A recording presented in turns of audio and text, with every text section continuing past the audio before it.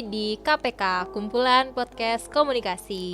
Nah, kita balik lagi nih di segmen kuliah organisasi, di mana kemarin kan minggu lalu kita udah bahas tentang kuliah organisasi dari masing-masing. Kita kan dulu awalnya bertiga ya, sama Kak Angga. Cuman kali ini lagi sama aku Gita dan ada Bella. Iya. Kita bakal ngobrolin kuliah organisasi lebih detail lagi, di mana kita bakal bahas suka duka di dalam organisasi atau komunitas yang akan kita jalanin. Nah, betul. Nah, mungkin kita bakalan sharing aja kali ya di sini tentang pengalaman kita nih sebagai mahasiswa yang berkuliah dan berorganisasi. Nah, kita kan setiap menjalani sesuatu pasti dong ada rasa senang ataupun itu sedih dan mungkin kesan kali ya ketika kita ngejalanin sesuatu itu. Nah, mungkin kita sharing-sharing aja kali ya di sini kita. Ya, boleh. Dimulai dari dulu kali ya, Bel. Kan minggu lalu kan gue dengar kan lu komunitas perfilman nih. Dari komunitas itu ada gak sih? Pastinya kan, pasti ada lah suka dukanya. Gue mau dengar dulu dari sukanya dulu, karena kan kita bahas yang senang-senang aja dulu. Oke, sukanya dulu kali ya. Sukanya apa ya? Banyak banget sih sebenarnya. Pertama sukanya itu pertemanan dan kekeluargaan, pastinya itu paling utama banget. Karena setiap gue buat film itu, gue tuh selalu berbarengan sama orang-orang yang bisa sharing cerita, pengalaman dan lain-lainnya gitu. Terus habis itu sukanya lagi itu rasa bangga kali ya ketika gue ngebuat film sama teman-teman gue itu, entah itu buat diri kita sendiri ataupun buat orang banyak.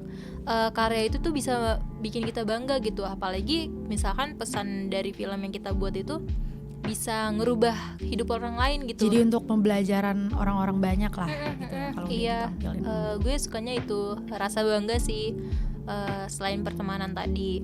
Nah, kalau dukanya apa ya?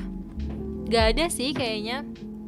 Lebih banyak kesukanya tadi ketika gue lagi buat film di belakang layar, gue bisa sharing-sharing sama teman-teman gue, cerita gue bisa didengar gitu, terus gue bisa dimengerti dengan yang lain gitu.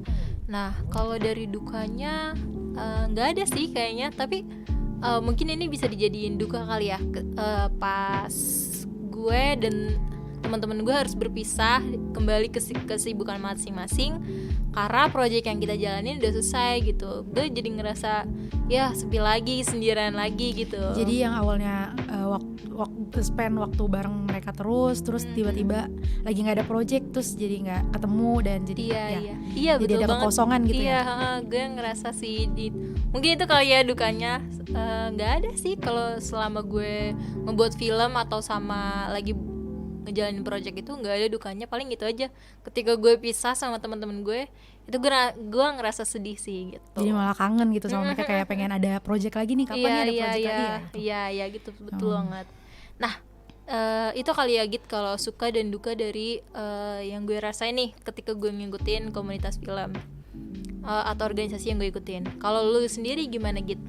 Sukanya dulu deh. Sukanya dulu ya. Kalau minggu lalu kan gue kan sebagai organisasi yang di dalam kampus ya, sebagai pers mahasiswa. Jadi selain kayak lo tadi, sebenarnya kekeluargaan itu emang udah pasti ada. Kalau udah pasti ada kekeluargaan, pertemanan dan kenyamanan di sana, apalagi udah jalan 3 tahun sama mereka bareng-bareng. Jadi udah cukup lah ke bareng-barengnya bersama-samanya udah cukup kuat ya. Bondingnya tuh udah kuat banget. Nah, untuk sukanya paling kalau misalnya gue jadi punya privilege sih sebenarnya sama orang-orang penting yang ada di kampus, kayak contohnya rektorat dan beberapa staff yang bisa kita wawancarai kalau misalnya ada masalah atau ada info tentang kampus yang ya kita butuh data atau butuh untuk jadi tulisan gitu. Berarti lo secara nggak langsung punya keberuntungan lebih kali ya dibanding mahasiswa yang lain, karena lo bisa tahu informasi lebih dulu nih dibandingkan mahasiswa pada umumnya gitu. Ya ada. Iya benar tadi lo kata lo privilege ya. Ada privilege-nya. Jadi kayak kita sebagai pers pasti lebih tahu dulu dari orang lain, dan nanti ya tulisan atau berita-berita itu akan diangkat dari media yang kita punya. Oke. Nah, kalau itu sukanya kan. Ya. Kalau dukanya gimana Git? Kalau misalnya tadi kan udah ketemu banyak orang relasi. Kalau misalnya untuk dukanya paling ya karena berapa orang yang kita temuin itu adalah orang-orang penting, dan mereka pasti punya karakter yang berbeda-beda. Jadi sebenarnya untuk gue pribadi sih itu, dan teman-teman yang lain mungkin akan ngerasain juga sama, gimana cara kita ngatur untuk ngobrol sama mereka. Karakter orang-orang itu kan berbeda. Jadi dimana kalau misalnya kita lagi wawancara, kita lagi liputan, itu pasti gaya bahasa yang kita sampaikan, cara kita ngobrol atau cara kita bertanya sama mereka itu pasti beda-beda, dan kita harus paham dulu nih apa orang yang lebih tua, atau cara ngobrolnya harus kayak teman atau memang kita harus hormat sekali gitu kan. Beda-beda. Terus juga di luar dari relasi itu sebenarnya suka dukanya, ada sukanya juga yang lain, karena cukup padat ya, untuk jadi pers mahasiswa itu cukup padat, dan bantu gue untuk ada waktu yang kosong tuh jadi nggak ada waktu kosong, jadi lebih apa ya, 24/7 24/7 lah di organisasi itu. Jadi banyak hal-hal positif yang kalau gue biasanya kuliah lain yang gak ikut organisasi, rebahan, nonton segala macam. Kalau gue harus nulis, harus liputan, live report dan segala macam. Kalau misal dari duka dari waktu luang itu, sometimes tuh kayak ada dapat tekanan juga sih dari senior atau beberapa badan pengurus di sana, di mana dari redakturnya, dari koordinator liputannya, kita sebagai koresponden harus siap sedia 24, ya tadi yang benar 24/7, di mana kita harus siap untuk liputan atau live report dadakan, yang dimana kalau misalnya ada peresmian di kampus kan, kalau sekarang tuh lagi ada rumah ibadah ya kalau di Pancasila. Nah jadi kita harus standby live report di sana, dan kadang juga ganggu waktu kuliah. Cukup ganggu waktu kuliah, cuman ya tadi gimana cara kita untuk manajemen waktunya lagi, karena kan BTW gue udah semester 5 nih, di tahun ini tuh cukup padat karena dapat 10 mata kuliah. Nah itu tuh caranya kadang apa ya, kita harus bagi waktunya tuh cukup pinter-pinter lah ya. Harus pinter-pinter lah, harus curi-curi waktu, karena ya mungkin adalah kayak dukanya itu pasti ada salah satu yang direlain.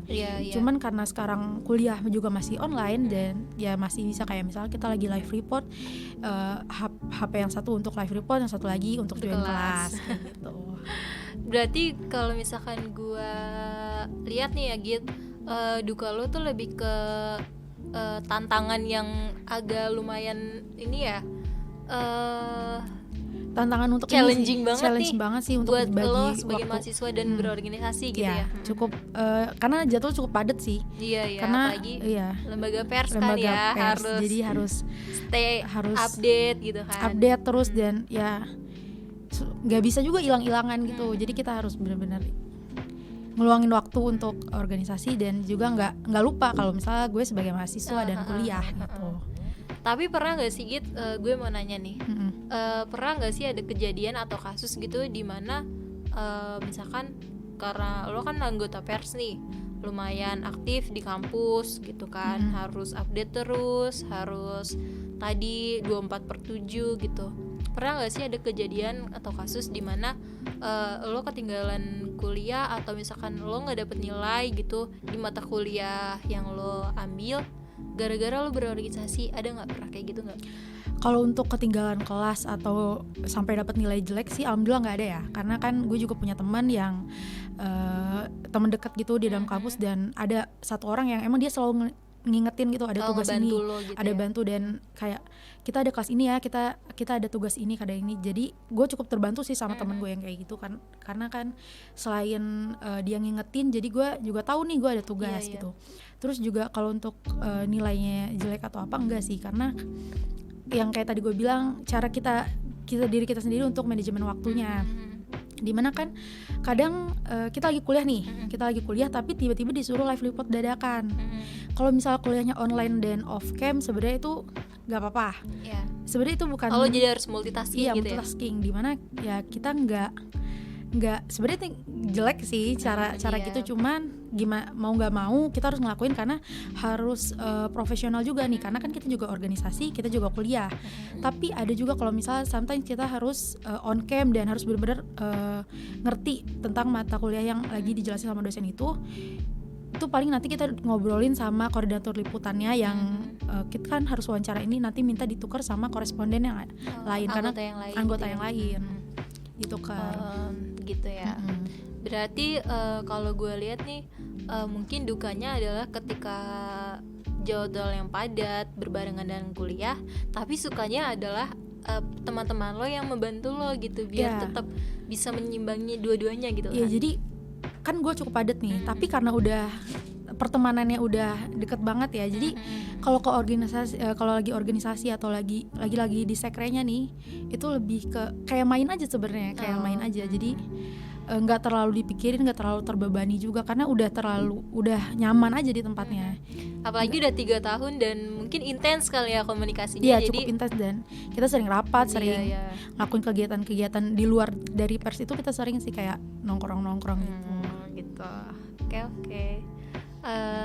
Kita nih apa ya? Mungkin pengalaman-pengalaman kita tentang rasa suka dan duka mungkin bisa jadi apa ya? Insight kali ya buat teman-teman yang nonton. Biar ketika mereka pasti ketika menjalani sesuatu kan ada rasa senang atau sedih ataupun kesan. Nah, mungkin sharing atau pengalaman yang kita rasain ini bisa menjadi tambahan pandangan kali ya buat teman-teman yang mungkin mau ikut organisasi dan bukan malah mengurungkan niatnya gitu. Kalau berorganisasi kayaknya jadi sibuk nih, jadi nggak bisa fokus kuliah. Nggak juga kok, itu tergantung diri kita masing-masing, bener nggak? Ya, itu jadi insight sih buat kita. Jadi sebenarnya jadi nilai tambahan. Jadi karena kita kan nggak cuma belajar dalam kelas, nggak hanya belajar dapat materi dari jurusan yang kita pilih itu, tapi kita juga belajar pengalaman dari organisasi yang kita ikutin. Iya. Dan dari organisasi itu juga kita sebenarnya melakukan proses pembelajaran juga nggak sih, kayak sosialisasi, terus kita adaptasi, soft skill yang mungkin nggak dapet di kuliahan, di kuliah pada umumnya bisa kita dapetin di organisasi gitu. Iya, bener banget. Terus juga jadi kayak ya tadi nambah relasi ya pertemanan juga makin luas, dan jadi kita jadi terbiasa sih ngobrol sama orang banyak. Karena kan nggak ketemu teman-teman kampus aja, banyak kayak dari, kalau gue kan tadi karena pada mahasiswa jadi ada kenalan juga dari fakultas lain, jadi kayak banyak lah relasinya. Ya, menambah teman juga ya dari situ ya. Sebenarnya banyak sih kalau misalkan kita lihat-lihat rasa suka ketika mengikuti organisasi tuh bisa menjadi motivasi buat teman-teman juga nih. Bisa apa ya, kalau misalkan rasa suka tadi bisa dijadikan motivasi, nah kalau dukanya itu bisa dijadikan pembelajaran buat teman-teman. Nah gitu sih. Kalau dari lo ada tambahan lagi nggak, Git? Ya mungkin kalau misalnya takut pasti ada lah rasa takut, karena kan takut nggak bisa ngebagi waktu, tapi seiring berjalannya waktu itu pasti bisa kok, bisa untuk manajemen waktu. Dan ya teman-teman yang lain yang di organisasi itu pasti bakal ngedukung kalian banget sih. Iya. Karena kan banyak kakak kelas atau orang-orang yang di atas kita yang mungkin bisa kayak ngajarin tips-tips and tricks yang bisa kita ikutin juga nih sebagai anak organisasi atau anggota baru. Iya. Itu. Mungkin dengan kakak-kakak yang di organisasi itu kita juga dapat pandangan kali ya, di kuliah nih nanti di semester ini lo bakal belajar ini gitu, bakal dari organisasi kita juga bisa nambah pengetahuan gitu loh. Yeah. Nah, gak kerasa nih teman-teman, dari tadi kita udah ngobrol kesana kemari tentang pengalaman kita, sharing kita. Semoga bisa jadi pandangan buat teman-teman yang mau ikut organisasi atau yang masih ragu berorganisasi. Gimana gitu dari lo? Jadi ada pengalaman lah. Jadi pengalaman kita bisa dibagi. Terus juga lo punya ini kan yang dari Nadiem Makarim itu yang tadi bilang. Iya, kalau proses pembelajaran itu, kalau belajar itu nggak hanya di dalam kelas tapi bisa di mana-mana. Dan itu sih yang mungkin cukup sekian ya dari kita di segmen kali ini. Kita udah bahas banyak banget tadi ngobrol-ngobrol. Mungkin di segmen selanjutnya kita bakal bahas lebih luas lagi sih tentang kuliah di organisasi. Oke. Terima kasih buat teman-teman yang udah nonton. Semoga bermanfaat sekali lagi dan bye-bye. Bye.